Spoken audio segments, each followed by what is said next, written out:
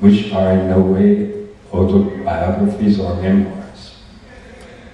That made me make clear that I don't want to dwell here on generic questions, but rather examine the existential states of what we also call in French l'écriture de soi.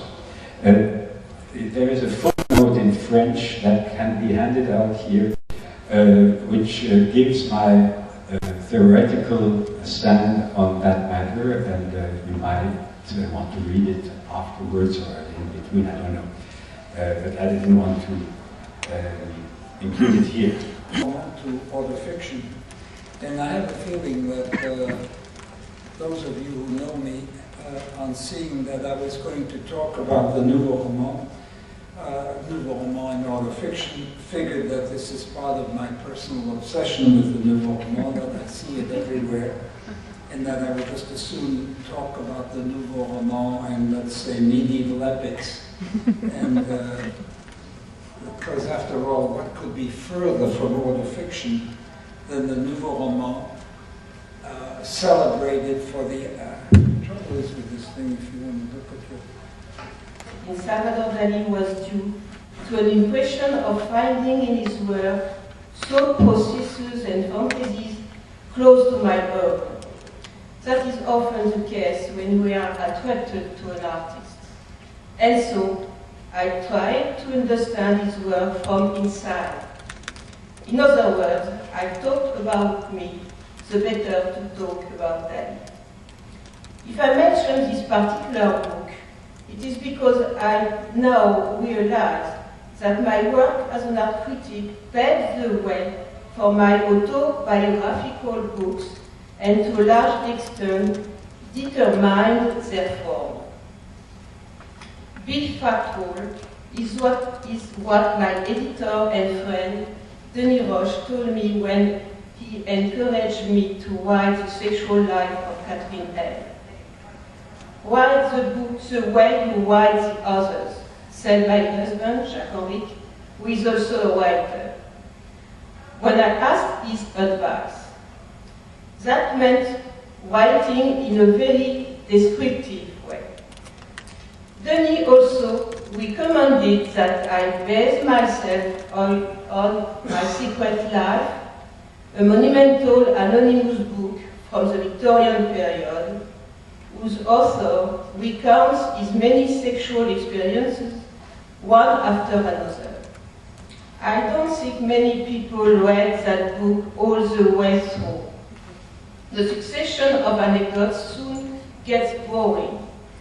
If I had simply told the story of my life in chronological order, I would have been just as dull.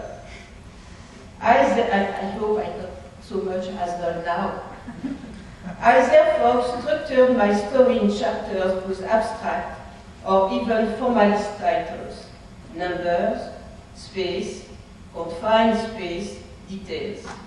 In a way, I substituted the psychological penetration that a classical autobiographical narrative can create with an effect of optical penetration, of focus. On the focus effect, what I can say after the event is this. It corresponds to what is one of the mainsprings of my libido, the scopic drive. This is something I reflect upon in Dali and me. It must be something a lot of people share, otherwise porn films would not show so many close-ups. Regarding the avoidance of chronological order, I already knew when I started writing that I was showing the same indifference to passing time as libertines do. If you read Serge Dubrovsky, you know that he spent a year or two here at New York University, and that many of these books were written at New York University, and those that weren't were written about New York University. So we are all over l'œuvre de Serge Dubrovsky, and he is indissociable from our department and certainly from me. So for me to welcome him back is a particular act of, yes, people are moving because we're having that where it will not be any way. But our speaker has, no, don't, please, I just got through saying that. If you can't see him, move somewhere where you... Pleasure, but an emotional pleasure to find myself here tonight. I left NYU in 2006 after resigning, but before resigning I joined it in 1966. Tom was already there before me, but still I saw NYU literally come out of the ground. When I first came, there was no library, there were some books in main building. And talk close to the back. And nowadays it's become, in my own lifetime, one of the great universities of America. And I have the pleasure, as a regular reader of the newspaper Le Monde, to see that very often political scientists, economists, historians from what they call in French, La New York Université, which is the Harvard in French, but that's the way they call it.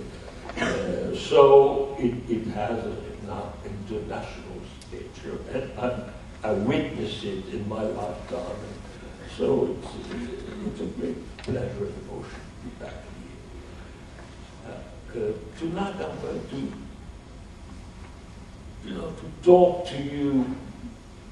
I improvise. I'm not going to read prepared text. I'm against my own habits. I started to have those, but it has to come. The word autofiction, which obviously gathered you here tonight, the topic, well,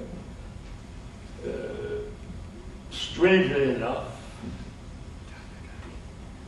what I want to start with is the story of how and why that word came to my mind on the conscious level. Tomorrow morning there might be other levels to examine. There are many discussions. Critics have found the subject very promising. There are all sorts of books written for against fiction, but it's become an unavoidable topic. I've been shown many masters, MAs, even PhDs written on the subject, many books published on the topic.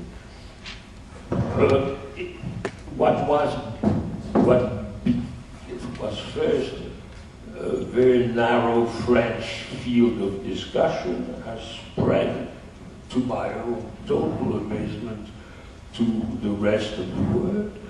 The word autofiction is used currently in English, witness our meeting tonight. But I was invited to a lecture in Neuchâtel in Switzerland last year, and I was the only French-speaking member. I gave the keynote, and then it was held in German, Autofiction. I received recently a phone call from Brazil, a professor of the university there. She wants to bring one of my articles in a book they're publishing about autofiction in Brazilian and Portuguese. The same thing happened with Spain. The book, which is ready for publication in Spain and South America.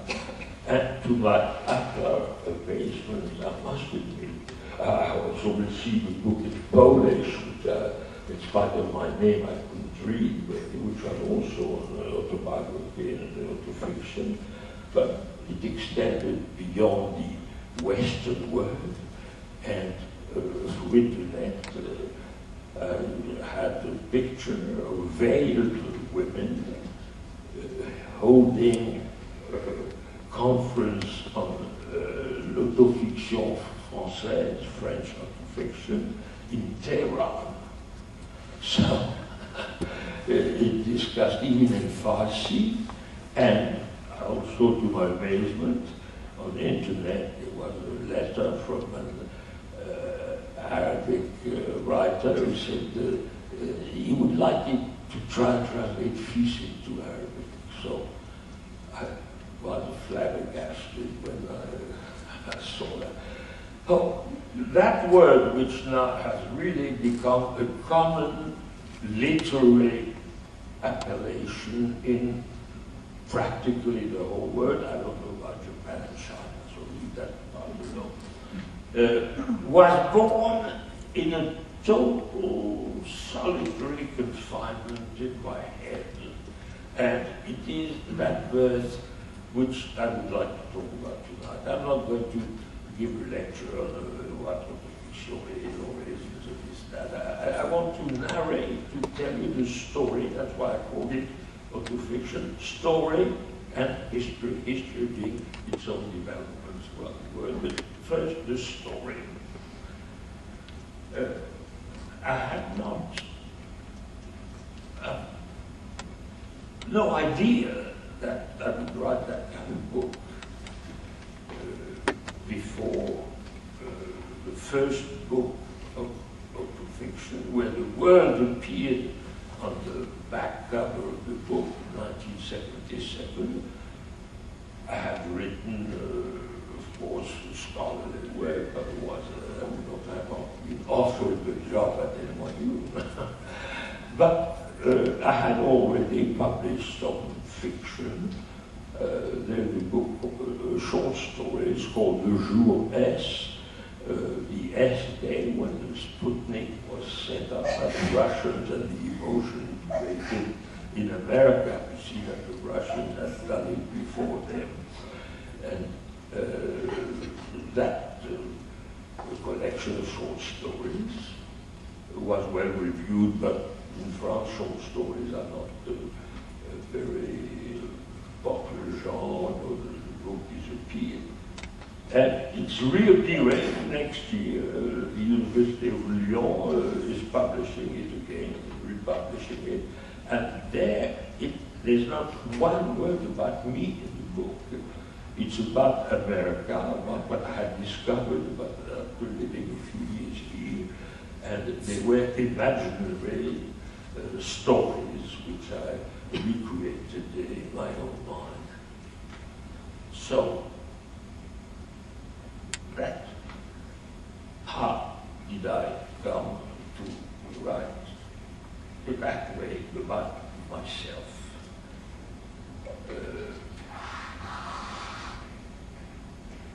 I have no answer, no final answer. I had always wanted to be a writer. My mother had always wanted me to be a writer, even before I got born. So I started writing regular books of short stories, which obviously were not that bad since they're being reprinted now. The explanation I gave to myself why I turned literary writing into self-writing is that I had an 8-year experience in psychoanalysis in the United States, here and on 96th Street. And there's a line I always quote by Freud because it always struck me as very revealing in his letters to Fliess, who was his best friend at the time. Freud wrote once, I think it was in 1896 or 7, that sentence which remained in my mind, and he said that since I discovered the unconscious, I found myself much more interesting. And I would give that answer also. I was not especially an introspective person my mother was, but I wasn't. But when my mother precisely died, it was such a trauma, a shock to me that I had to go into some form of psychoanalysis, and I started a couple of months after she died, and it went on for almost 10 years with intervals, not regularly, but that's the answer. I found that all of a sudden my own life offered some narrative interest. Why not draw from yourself and what you feel and what you see, rather than invent imaginary characters in a traditional way, and the way I have done it myself when I was younger. So it is a hypothesis. I don't give it as a final answer, but this is what I believe towards the end of my career. To be very precise now as how I came to use that word, I did not at all have it present in my mind when I started writing. I had published in 1969 a novel, not a book, short story, which was narrated in the first person, I, of a love affair, brief love affair encounter in Paris, and a summer love affair throughout Europe with a woman from Prague, and at the time, Western and Eastern Europe were separated by the famous wall. The book is personal. It narrates a story that happened to me. And all of a sudden, the story stops, and what comes back to my mind when that woman, I see her to her train in Munich. Munich is not named, just German city. And all of a sudden, on page 123, it's what I lived throughout the war that came to my mind and what I wrote about. And there's a critic who became a friend later, Alain Bosquet, who said, the first pages of your book are trash, but when you come to the Jewish experience during the war, it's a masterpiece. So, statement. I had written already a novel, but it was heading towards personal writing, but at the same time, it was fictitious. I lived in the most expensive area in Paris, which I didn't say that all the time. I transformed things, I changed things, I invented some episodes, it was still a traditional narrative without any names either of the narrator or of the book. The only names were during the war, and the name appeared. And a very strange experience happened to me in 1974. I had started writing again after publishing that book, which by the way is called La Dispersion. I had started on another novel. I did not know how to call it. In my mind, I didn't have a chosen title. I came gradually to give it a title, and it changed 3 times. To my entire surprise, I read in a review called Poétique in France an article by the man I did not know personally yet, Philippe Lejeune, on the problem of autobiography and the autobiographical act. And then the year after, the whole book came out. It was called Le Pacte Autobiographique, the autobiographical pact. it's become a classic of the kind. It's a major work which has been translated into English and many other languages. And what struck me was what I read on page 34, and I will give you a rough translation. It would have the same name. And you call it a novel, not an autobiography. And that's exactly what I was doing in my apartment on 3 Washington Village, 12M. So I wrote to Jean saying, but that's what I'm doing. They were rather extraordinary 40 years.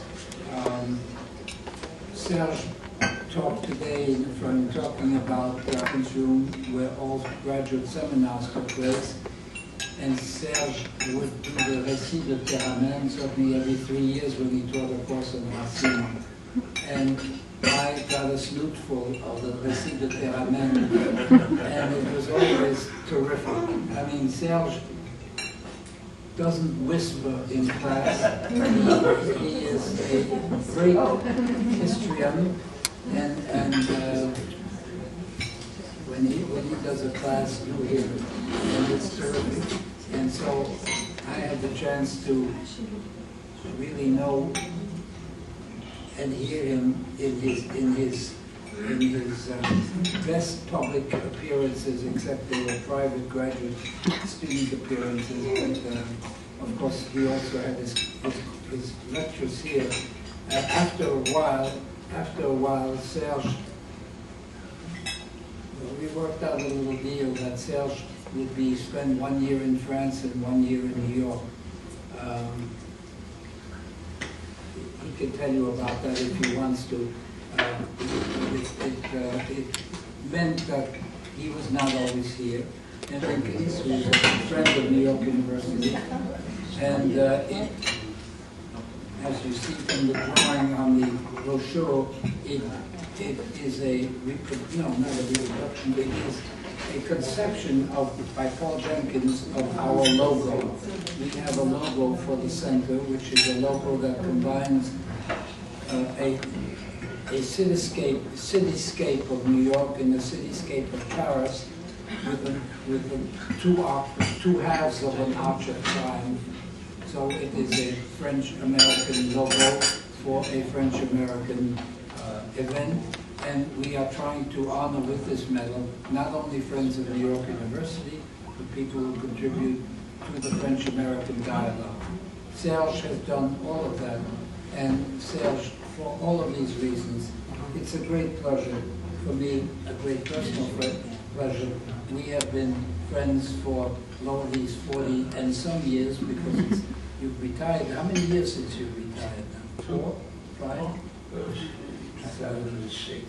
6 years, I can count that. 6 years, so 46 years that we have been friends and colleagues. Serge, it's a joy to give you this Medal of the Center, and I think we are all happy to be here with you in this subject matter which you have coined, as you told us today, as we all know. So autofiction, to a large degree, is you and you it. Thank you.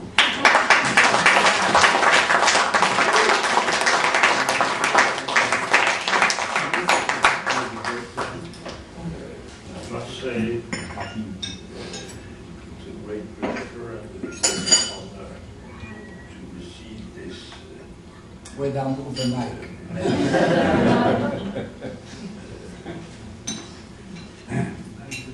New York University has meant everything to me. I would not have been the same man, and especially the same writer, without the New York University atmosphere, without the chance it gave me to keep still one foot in Paris while having the other foot, my 2 daughters on the other side. It was difficult, it was not always lessons, especially for my family, to have their father travel back and forth. I would not have been myself position I had in New York University, a friend I had there. Can you speak up a little bit? No, I can't. No. I'm talking too loud. Louder, say louder. They can't hear you. So it's with great gratitude and emotion that I received this talk and being in the company of the people listed on this tourist and not that, but beyond that aspect, to me it's meaningful because all the students I met here, all the students I worked with, different generations, it's quite totally different from what my life would have been if I planned it.